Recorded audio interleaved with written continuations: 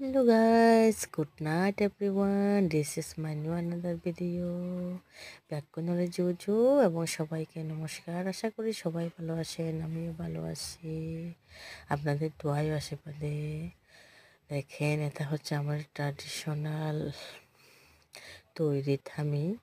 এই যে আমার বান্ধবী থামি তৈরি করতেছে খুব সুন্দর এবং নিপুণভাবে। এই থামি হচ্ছে আমাদের ঐতিহ্যবাহী থামি, যা আমরা আমাদের তঞ্চঙ্গা ভাষায় পিনুন বলে থাকি।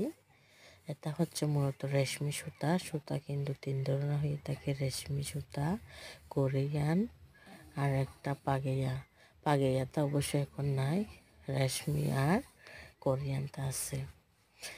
এই থামিগুলো পরতে যেমন আরামদায়ক, তেমন কিন্তু খুব সুন্দর দেখতে, খুব উজ্জ্বলভাবে জ্বলে। এবং এখানে যদি ফুল দিয়ে আরও পাত দিয়ে বুনানো হয় তাহলে তো বলার নাই।